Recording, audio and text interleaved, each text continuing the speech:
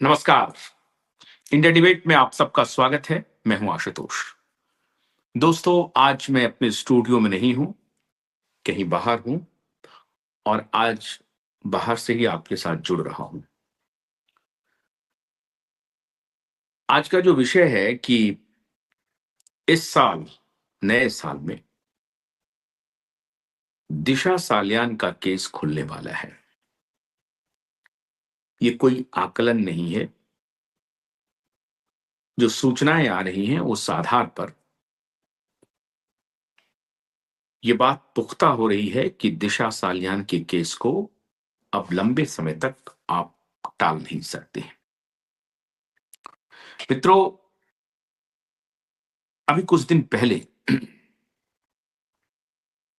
कई television channels ने जब देवेंद्र फडणवीस से यह पूछा कि एसआईटी के बारे में, एसआईटी की क्या पोजीशन है, एसआईटी अपना काम करेगी, नहीं करेगी,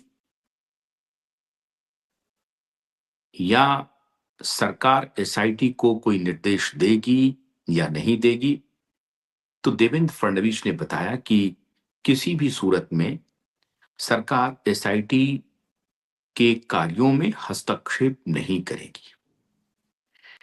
इससे यह बात स्पष्ट हो गई कि सरकार का हस्तक्षेप नहीं होगा और दिशा सालियान का केस तेजी से ओपन होगा, क्योंकि खुद मुख्यमंत्री ने कहा कि हम ये चाहते हैं कि एसआईटी अपना काम करे। दिसंबर में कोर्ट में जो तारीखें लगी थीं, उस तारीख का भी कोई नतीजा नहीं आया और वो फिर एक बार डिफर कर गया। लेकिन अभी जो हमारे पास सूत्र कह रहे हैं महाराष्ट्र के,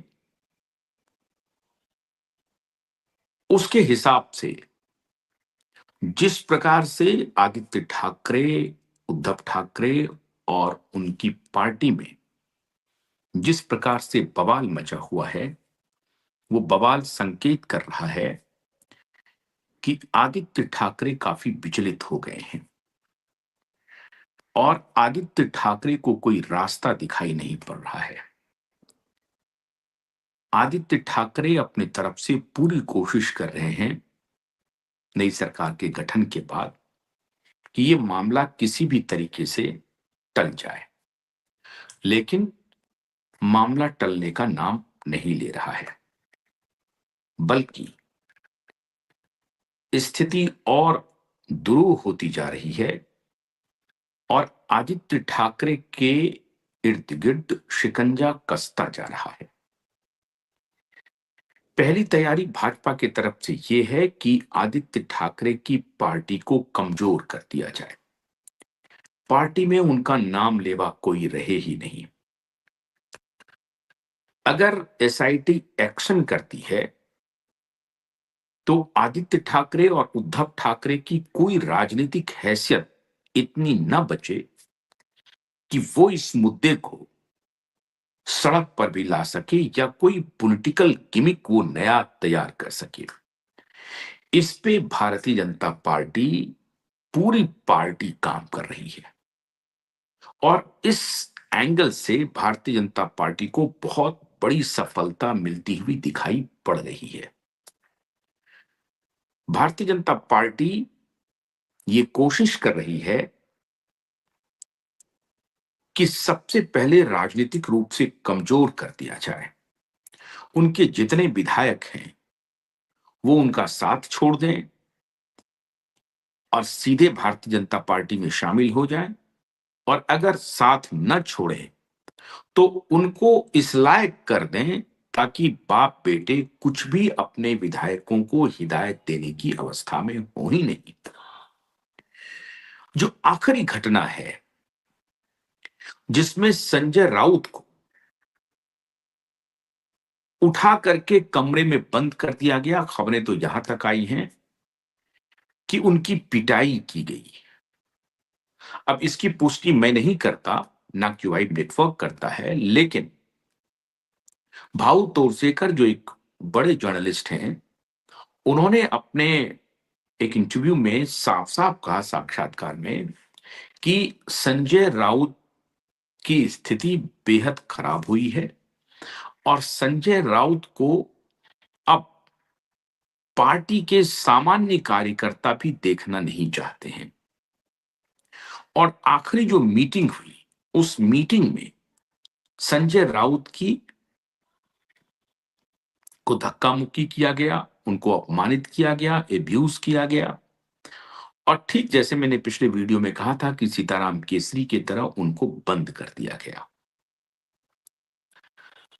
ये पहली बार ऐसा हो रहा है जब उद्धव ठाकरे, आदित्य ठाकरे के प्रेजेंस में कार्यकर्ता जो उनके सबसे क्लोज कॉन्फिडेंट है, जो उनके सबसे क्लोज सलाहकार हैं, उनके खिलाफ पार्टी के कार्यकर्ता एक्शन ले रहे हैं। इसका मतलब ये हुआ कि उद्धव ठाकरे, आदित्य ठाकरे अपनी पार्टी में अब बेहद कमजोर हो चुके हैं। पहली बार बाला साहब ठाकरे की इस पार्टी में पहली बार बाला साहब ठाकरे की इस पार्टी को इतना कमजोर देखा गया और बाला साहब ठाकरे के परिवार को इतना कमजोर देखा गया। आप कल्पना कर सकते हैं कि ये दोनों बाप बेटे परमवीर सिंह को आदेश दे करके, दबाव बना करके, परमवीर सिंह को आदेश देकर दबाव बनाकर सचिन बाजे जैसे एक क्रिमिनल पुलिस ऑफिसर का अपॉइंटमेंट करवाते हैं। इनकी हनक देखिए, इनकी धाक देखिए, इनकी ताकत देखिए। ये दोनों बाप बेटे परमवीर सिंह के ऊपर दबाव डलवा करके सचिन बाजे को मुंबई पुलिस में ज्वाइन करवाते हैं।